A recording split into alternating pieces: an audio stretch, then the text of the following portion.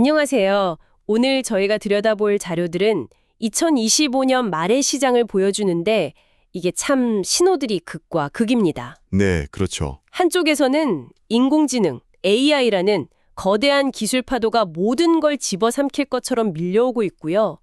다른 한쪽에서는 지정학적 긴장이나 경제적 불확실성 같은 먹구름이 잔뜩 껴 있어요. 오늘 저희의 미션은 이 완전히 달라 보이는 힘들이 사실은 어떻게 서로 얽혀 있는지 그 연결고리를 한번 찾아보는 겁니다. 네, 정말 흥미로운 시점이죠. 오늘 이야기는 크게 세 가지 축으로 움직인다고 보시면 될 것 같아요. 첫째는 지금 모두가 열광하는 AI 시장. 이게 과연 진짜 혁명인지 아니면 거대한 거품인지 그 논쟁의 한복판으로 들어가 볼 거고요. 네. 둘째는 이제 관세나 중앙은행의 독립성 같은 정치적인 변수들 있잖아요. 이런 것들이 어떻게 투자자들의 돈의 흐름을 바꾸고 있는지 구체적인 사건들로 좀 살펴보겠습니다. 그리고 마지막으로는 이 모든 소음 속에서 AI가 아닌 다른 분야에서 조용히 하지만 아주 단단하게 미래를 준비하는 기술들도 한번 만나보려고 합니다. 좋습니다. 그럼 이 조각들을 한번 맞춰보죠. 2025년의 진짜 큰 그림이 과연 무엇인지 역시 가장 뜨거운 AI 이야기부터 시작해볼까요? 네, 그게 좋겠네요. AI 붐이 우리 실생활에 미치는 가장 현실적인 영향. 자료를 보니까 의외의 곳에서 터졌더라고요. 바로 글로벌 메모리 부족 사태입니다. 아, 네. 마이크로소프트의 코파일럿 플러스 PC 같은 AI PC들이 나오면서 최소 16기가 램은 기본이고요. 많게는 32기가 이상을 요구하기 시작한 거죠. 맞아요. 이게 정말 최강되는 게 저도 얼마 전에 새 노트북 알아보니까 16기가 램은 이제 뭐 기본 사양 취급도 못 받더라고요. 이렇게 갑자기 수요가 폭증하니까 공급이 전혀 못 따라가는 상황인 거죠. 이게 단순히 부품이 그냥 모자라다 이런 차원의 문제가 아니에요. 아, 그런가요? 네. AI PC 시장 전체의 성장을 딱 가로막는 병목 현상이 될 수 있다는 점에서 훨씬 심각한 문제입니다. 제조사 입장에서는 정말 어려운 선택에 놓이는 거거든요.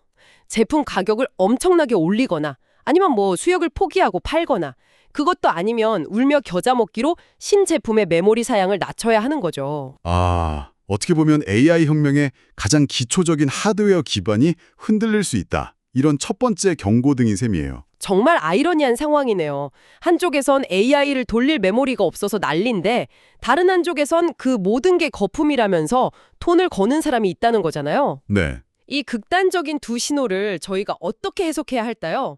바로 그 영화 빅쇼트의 실제 주인공 마이클 버리 이야기입니다. 맞습니다. 그가 엔비디아하고 펠런티어, 이 AI 대표 기업들의 주가가 떨어지는 쪽에 베팅을 했어요. 무려 $10,000,000, 우리 돈으로 한 130억 원이 넘는 규모의 풋옵션을 걸었습니다. 잠깐만요. 풋옵션이라고 하면 주가가 떨어져야 이익을 보는 거잖아요. 그러니까 하락에 베팅하는 금융상품인 거죠. 정확합니다. 그의 주장은 AI 기업들의 실제 실적이 시장의 기대감에 비해서 너무 과장됐다는 거예요. 특히 펠렌티어는 정부 계약 의존도가 너무 높아서 위험하다 이렇게 봤고 엔비디아의 비즈니스 모델은 좀 더 심각하게 봤습니다. 아, 엔비디아요? 네, 고객사의 자금을 지원해서 다시 그 돈으로 자사의 칩을 사게 하는 방식. 이게 과거 최악의 회계 부정 사건이었던 앨런 스캔들을 연상시킨다고 아주 강하게 비판했죠. 와, 앨런 스캔들을 연상시킨다니.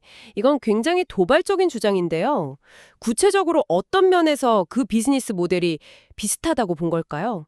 핵심은 지속 가능성에 대한 의문이에요. 앨런도 자회사들을 통해서 빚을 숨기고 매출을 부풀리는 식으로 성장하는 것처럼 보였거든요. 네네. 버리는 엔비디아가 잠재 고객인 스타트업에 투자를 하고 그 스타트업이 그 투자금으로 다시 엔비디아 칩을 사는 구조. 이게 인위적으로 매출을 만드는 것 아니냐는 의심을 하는 거죠. 아, 그러니까 진짜 시장 수요가 아니라 그렇죠.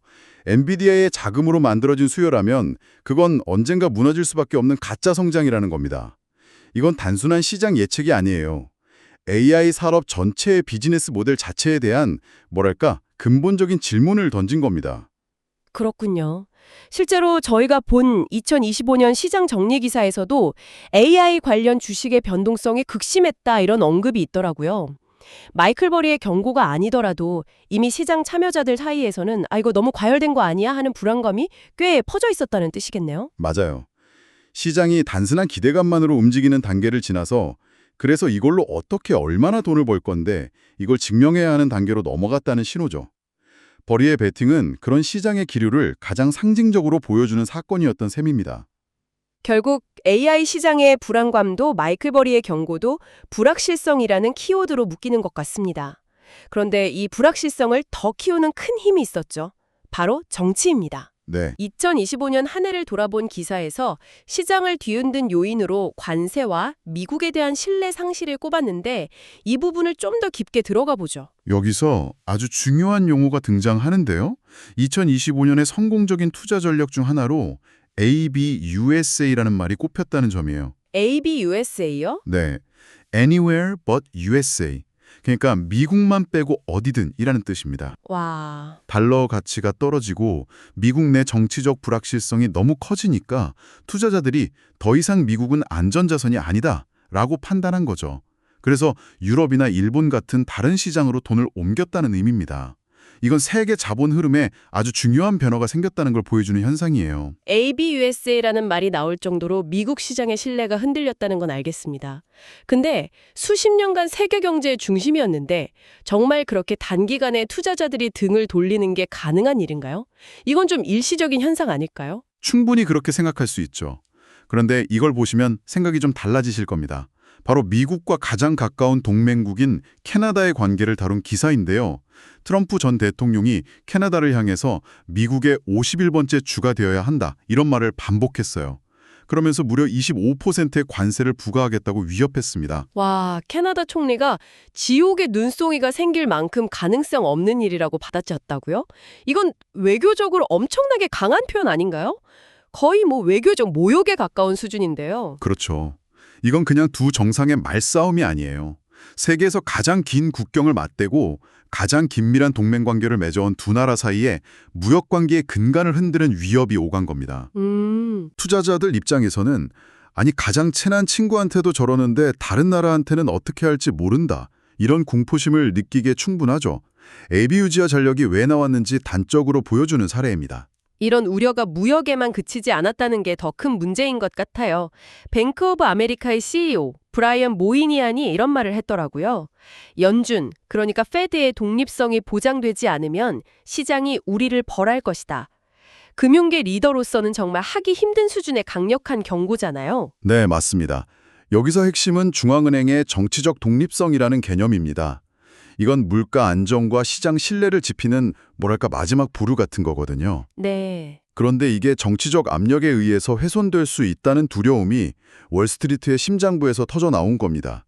트럼프 행정부에서 금리 인하를 노골적으로 압박할 거라는 우려가 팽배했기 때문이죠. 자료에서도 2020년 시장의 가장 큰 리스크 요인으로 바로 이 연준의 독립성 문제를 꼽고 있고요. 그렇군요. 그러니까 트럼프의 관세 위협이 무역의 룰을 흔드는 거라면 연준의 독립성 문제는 자본주의 시장의 가장 기본적인 신뢰 시스템 자체를 흔드는 훨씬 더 근본적인 위협이다. 이 말씀이시네요. 바로 그겁니다. 투자자들이 가장 싫어하는 게 바로 예측 불가능성이니까요. 이렇게 AI와 지정학이라는 거대한 소음이 시장을 뒤덮고 있을 때 오히려 이런 혼란과 무관하게 묵묵히 자리기를 가는 기술들이 더 돋보이는 것 같아요. 분위기를 좀 바꿔서 AI가 아닌 다른 분야에서는 어떤 놀라운 일들이 벌어지고 있었는지 살펴보죠. 네, 좋습니다. 첫 번째는 우리 책상 위 디스플레이의 미래에 관한 이야기입니다. 삼성이 애플의 상징과도 같은 $5,000짜리 전문가용 모니터 있잖아요. 아, 프로 디스플레이 XDR. 네, 바로 그거에 정면으로 도전장을 내밀었습니다. 안경 없이 3D를 구현하는 32인치 6K 모니터를 통해서 말이죠.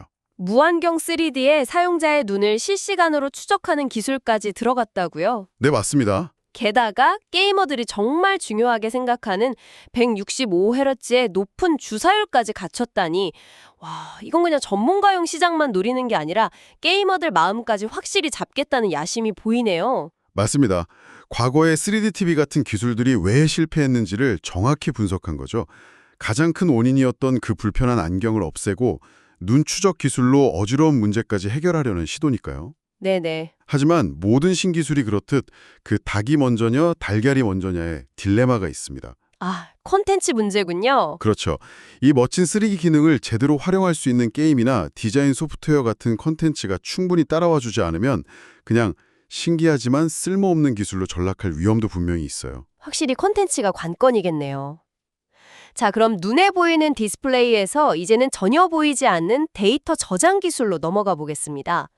인류가 만들어내는 데이터는 기하급수적으로 늘어나는데 이걸 영원히 또 안전하게 보관하는 건 정말 큰 숙제잖아요. 바로 그 숙제를 풀기 위해서 포스트 테이프 시대가 열리고 있다는 소식입니다. 수십 년간 데이터 장기 보관의 표준은 자기 테이프였어요. 네, 그렇죠. 저렴하긴 하지만 주기적으로 데이터를 새로운 테이프로 옮겨줘야 하고 보관하는 데도 계속 전력이 필요했죠.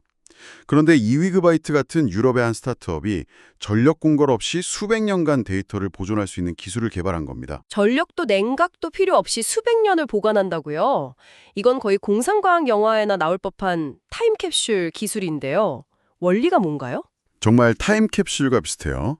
세라믹이나 특수 처리된 유리 같은 아주 안정적인 소재에 레이저로 데이터를 미세하게 새겨 넣는 방식입니다. 아, 한번 기록하면 물리적으로 파괴되지 않는 한 영원히 보존되는 거죠. 구글이나 아마존 같은 하이퍼스케일러 기업들, 또 정부 기록 보관소나 국립도서관처럼 연구 보존이 필수적인 기관들 있잖아요. 네, 있죠.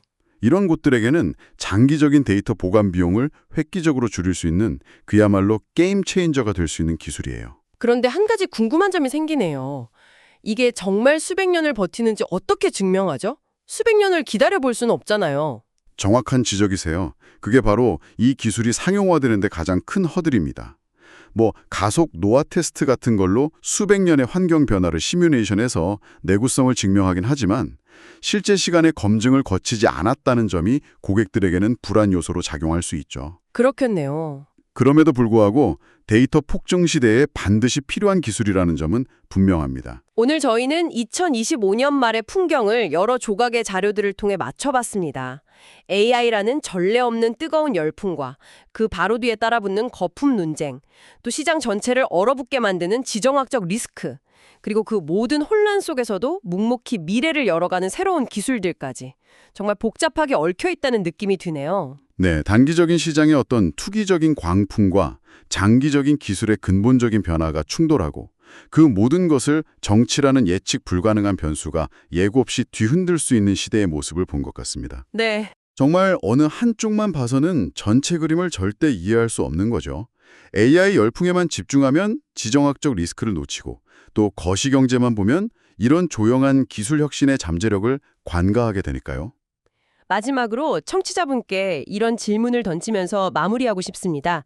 오늘 이야기 나눈 2위그바이트의 영원한 저장소가 정말 있다면, 그리고 이 불안정하고 급변하는 2025년의 지식 중 단 하나만 골라 그곳에 기록할 수 있다면 당신은 무엇을 남기시겠습니까?